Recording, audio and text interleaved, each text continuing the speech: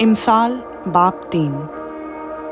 اے میرے بیٹے، میری تعلیم کو فراموش نہ کر، بلکہ تیرا دل میرے حکموں کو مانے، کیونکہ تو ان سے عمر کی درازی اور پیری اور سلامتی حاصل کرے گا۔ شفقت اور سچائی تجھ سے جدا نہ ہوں، تو ان کو اپنے گلے کا طوق بنانا اور اپنے دل کی تختی پر لکھ لینا۔ یوں تو خدا اور انسان کی نظر میں مقبولیت اور عقل مندی حاصل کرے گا۔ سارے دل سے خداوند پر توکل کر اور اپنے فہم پر تکیہ نہ کر۔ اپنی سب راہوں میں اس کو پہچان اور وہ تیری رہنمائی کرے گا۔ تو اپنی ہی نگاہ میں دانش مند نہ بن۔ خداوند سے ڈر اور بدی سے کنارہ کر۔ یہ تیری ناف کی صحت اور تیری ہڈیوں کی تازگی ہوگی۔ اپنے مال سے اور اپنی ساری پیداوار کے پہلے پھلوں سے خداوند کی تعظیم کر۔ یوں تیرے کھتے خوب بھرے رہیں گے اور تیرے حوض نئی مے سے لبریز ہوں گے۔ اے میرے بیٹے، خداوند کی تنبیہ کو حقیر نہ جان اور اس کی ملامت سے بیزار نہ ہو، کیونکہ خداوند اسی کو ملامت کرتا ہے جس سے اسے محبت ہے، جیسے باپ اس بیٹے کو جس سے وہ خوش ہے۔ مبارک ہے وہ آدمی جو حکمت کو پاتا ہے اور وہ جو فہم حاصل کرتا ہے، کیونکہ اس کا حصول چاندی کے حصول سے اور اس کا نفع کندن سے بہتر ہے۔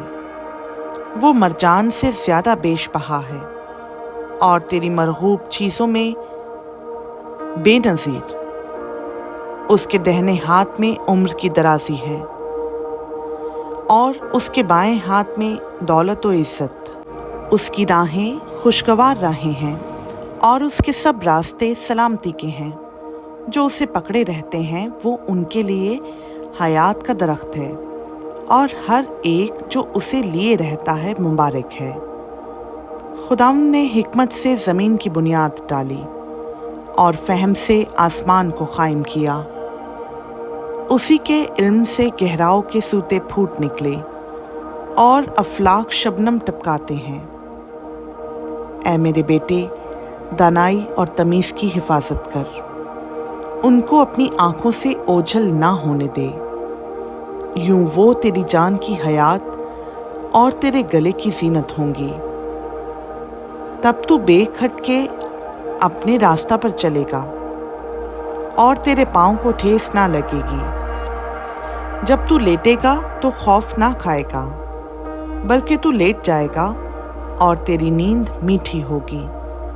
ناگہانی دہشت سے خوف نہ کھانا اور نہ شریروں کی ہلاکت سے جب وہ آئے، کیونکہ خداوند تیرا سہارا ہوگا اور تیرے پاؤں کو پھنس جانے سے محفوظ رکھے گا۔ بھلائی کے حقدار سے اسے دریغ نہ کرنا جب تیرے مقدور میں ہو۔ جب تیرے پاس دینے کو کچھ ہو تو اپنے ہمسایہ سے یہ نہ کہنا، اب جا پھر آنا، میں تجھے کل دوں گا۔ اپنے ہمسائے کے خلاف برائی کا منصوبہ نہ باندھنا۔ جس حال کہ وہ تیرے پڑوس میں بے کھٹکے رہتا ہے، اگر کسی نے تجھے نقصان نہ پہنچایا ہو تو اس سے بے سبب جھگڑا نہ کرنا۔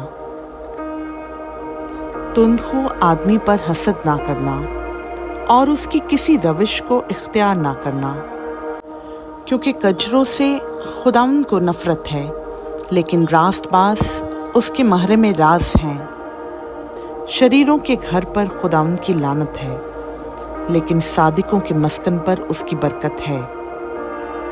یقیناً وہ ٹھٹا بازوں پر ٹھٹے مارتا ہے، لیکن فروتنوں پر فضل کرتا ہے۔ دانا جلال کے وارث ہوں گے، لیکن احمقوں کی ترقی شرمندگی ہوگی۔ خداوند کا پاک کلام کا پڑھا، سنا، سمجھا اور قبول کیا جانا ہم سبوں کے لیے باعث برکت ہو۔ آمین۔